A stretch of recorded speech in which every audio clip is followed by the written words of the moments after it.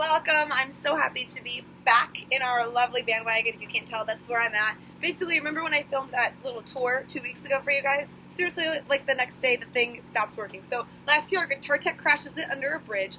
This year, it lasted us about a show and a half before it just like totally zonked out. So the last week and a half, we were back in the van. It was a little challenging, but we made it to every show. So that's all we cared about. We just didn't want to let you guys down. Bandwagon hooked us up. They got us another one. It's like a rental thing. Anyway, you don't care about that. Let's talk about what we all really want to talk about, and that we're going to talk about Now You Know today, and I'm stoked on this. We've been playing it live now probably, 8 times or so, so I've been getting some good feedback face-to-face, and it's been out for a couple weeks. It just came out on iTunes last week, and I've been really enjoying the response, and I just kind of want to dialogue with you about the song for a couple minutes. So, the way that this song came about was I went to see a show in Nashville. I went to the Hardest Chicks in Hot Rock. Hottest. You know that tour Revolver does? It's a hard name to say. That one. So my friends were on it, so I went to just see them. And it was female-fronted band after female-fronted band. There was like 6 of them. Everyone did a great job. The song wasn't a knock toward any of the bands that played that night. Everyone was fabulous, but it just kind of got me in that mindset, just kind of thinking. I felt like I could measure the temperature of the room, and everyone in the room, almost myself included as an audience member, I kind of felt like we all had an extra set of expectations, like almost like, hey, this is a special chick-only tour, show us what you got. And I thought that was a little bit messed up because everyone on that stage deserves to be there just because they're human and breathing and because they've worked really hard to get on a great tour, And if I were on that stage, I wouldn't want anyone else to think that about our band. And I was just like, this is so twisted. There's this weird double standard where girls get their own special tour, which is cool. Like, that's not a bad idea. Girls can have their own tour. But why is it that everyone in the room, wanted to get something extra special? That it wasn't just enough to put on a show. Like, you girls better bring it. You have your own tour. You better put on, the show of your lives. Prove to me why you're up here. It was kind of like that. I mean, obviously nobody said that, but that was the general vibe, and that really bothered me. So I went with my friend Sophie, and afterwards we went to a cafe, and we just talked. Well, poor girl. She probably listened while I rambled on for 2 hours about all of my possible thoughts on this. Then the next day I'm lying in bed and I just start getting the first few lines. The scene is so sexist, believe me, I get it. I'm just like, okay, I gotta write this stuff down. So the song I wrote it in an hour, just sitting there, one take, just float, get it all out. I thought rap was the most appropriate format for this, or spoken word almost, because sometimes you can't be so literal when you're singing. I feel like singing is perfect for poetic stuff, but I had a lot to say on this subject, so I thought just going for it and laying it out there straight was the best format for this. We barely were able to release it. Literally about 4 days before it came out on Noise Trade, it didn't even exist yet. We just called up our buddy Mike Green from LA. We're like, hey, can we do this song with you? And he did it in one day, which is amazing. We recorded the vocals at our studio in Nashville, totally DIY, sent it to him.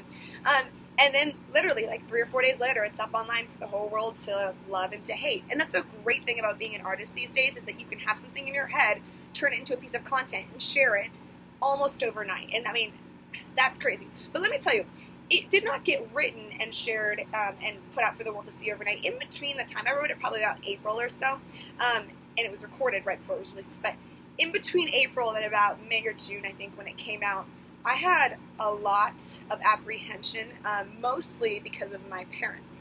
I've got great parents. They did a good job, and I love them to death, and I did not want to do anything that would mess with their heads, upset them. You guys, this is a hard song for somebody's dad to hear. You know what I'm saying? I don't want my dad to hear. That's kind of weird, right? So I had a lot of different thoughts going on in my head, and I also wanted to make sure that everybody, all of our listeners, I love our listeners so much. I wanted all of our listeners to be able to enjoy this piece of art that we were creating, and yet I also knew simultaneously this was a piece of content that was loaded and had enough to say that it was going to be polarizing, and it was going to cause some feelings to come out from our fans. I understood that.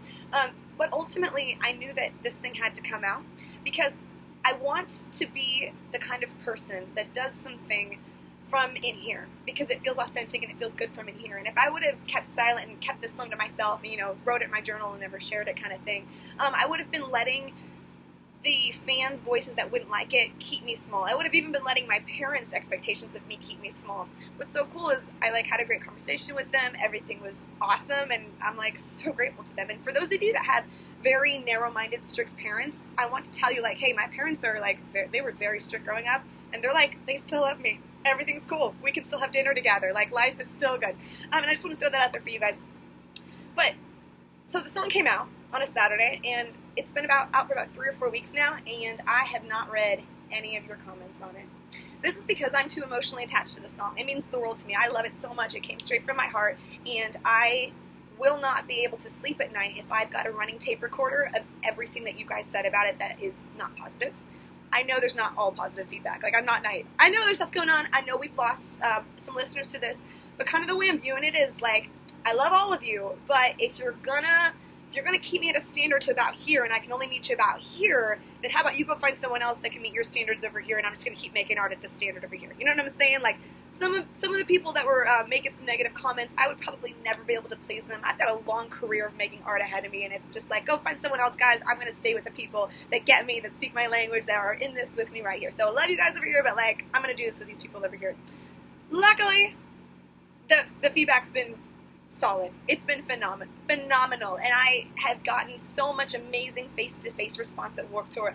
A lot of women coming up to me, very full of gratitude that this song now exists because it put words to their feelings. Not just women in music. I've had women in science industries, women in like sound tech industries, basically any kind of industry where the woman is the minority, which unfortunately is a lot of them. They feel like this song is helping them process their feelings on that, and like, heck yeah, love that. Thanks, ladies. And then sometimes when we're playing it live, there's like dudes in the crowd that are like this. Like, they're not mad, but they're just like blank, like no emotion, like they refuse to make up their minds on it, and that's cool too. I love all of you.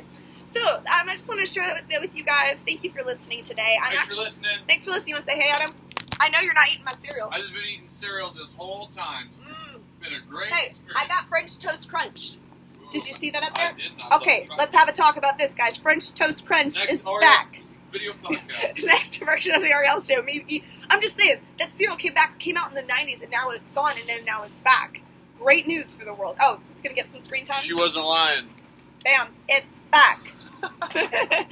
Okay, literally, I'm going on stage. I got to go sing the song for everyone, all the lovers, all the haters. Mwah. I will see you next week. Bye.